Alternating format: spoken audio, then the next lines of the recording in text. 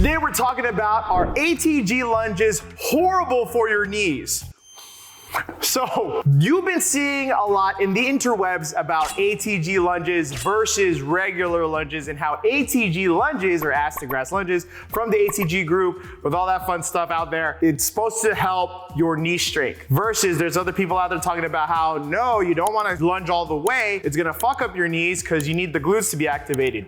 Now, as a strength coach, I take what has been proven to work for my clients as well as what is in the literature. Now, without getting too crazy about it, it's all about understanding movement and how the body moves.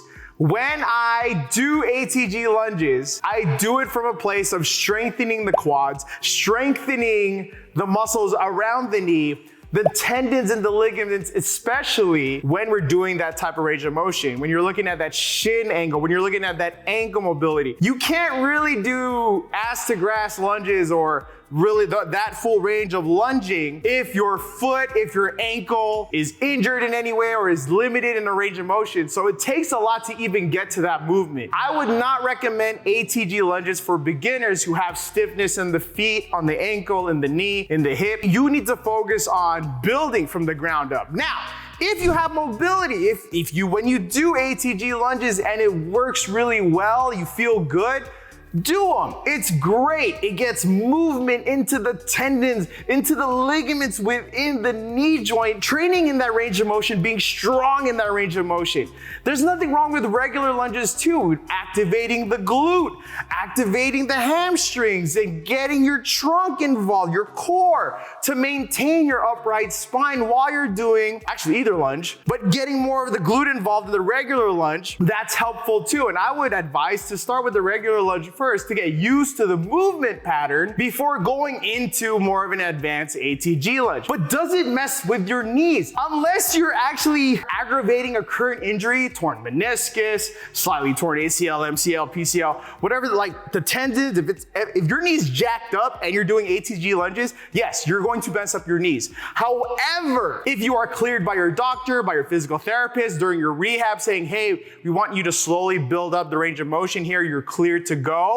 And from a strength coach perspective, that's when I can start prescribing to my athletes, okay, let's try the regular lunge. You're good. Let's try the ATG lunge. Are you good? I feel no pain, coach. We're great. This feels great. All right. And we monitor that. And you got to monitor yourselves if you're going to do it. And I do sets of 10 first. Left, right is 1. So when you're doing a regular lunge, it's more of an upright. I mean, ATG is upright too, but people tend to lean too much with the waist and the hips, trying to like thrust. You don't want to do that, all right? So a regular lunge, all right? You get a split stance, like a split stance squat. You're taking a knee. This is how I cue. You take the knee, keep this foot flat, keep the knee in line with the toes. For this regular lunge, you usually see back straight, and you're just taking that knee right here and then coming up, all right? Notice I'm a ball of the foot here. I'm focusing on, again, getting my glutes more involved, lowering down, and then coming up, all right? From this point here, again, switch. Or switch stances, again, regular lunge. You're just taking that knee, getting that glute involved, pressing up, more like a 60-40 distribution, 60-40, okay? For an ATG lunge, a lot of people make the mistake of really pushing through the hips. You still want to keep this upright.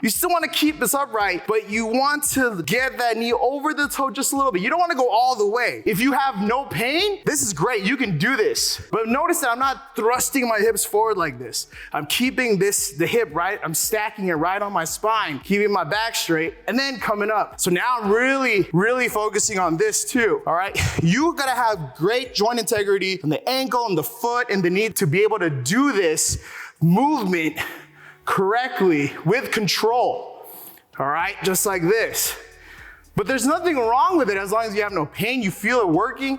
You feel, because you get all these tissues where you get that tissue working in this range of motion. All right, look at this shin angle. How many times do you see the shin angle in an athletic event? You know, using legs and all that. But that's the difference between ATG and a regular lunge and how to and the difference. But is one better than the other? It really depends but from a strength coach standpoint, they each have their purpose. But yeah, if you were wondering if you should do ATG lunges and if it's bad for your knees, at the end of the day, if it feels good and you're clear to rehab and recover from, let's say, an injury, you did kind of the rehab stuff with your physical therapist, your physiotherapist, your doctor says you're cleared to go for movement and exercise, adding the ATG lunges once you are pain-free or you feel good in that range of motion and introducing it slowly, it'll actually help your knees by providing the ability to work in that range of motion, challenging the tendons and ligaments in that range of motion as long as it's pain-free, introduce more blood flow. The only way your joints actually get nutrients is through movement. So moving in that range of motion is okay as long as you're cleared, as long as it's pain-free. Notice that I'm emphasizing pain-free. You don't want to work through pain, all right? This ain't no old school ass fucking barbell,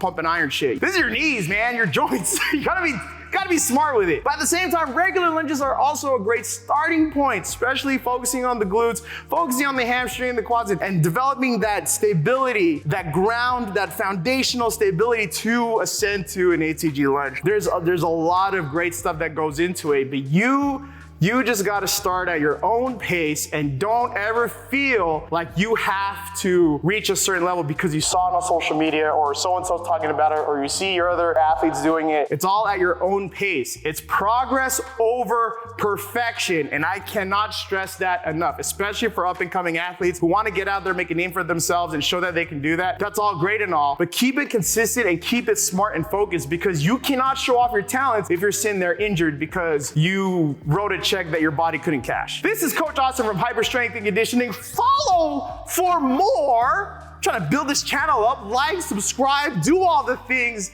Thank you for watching, and I'll see you guys later. Okay, bye.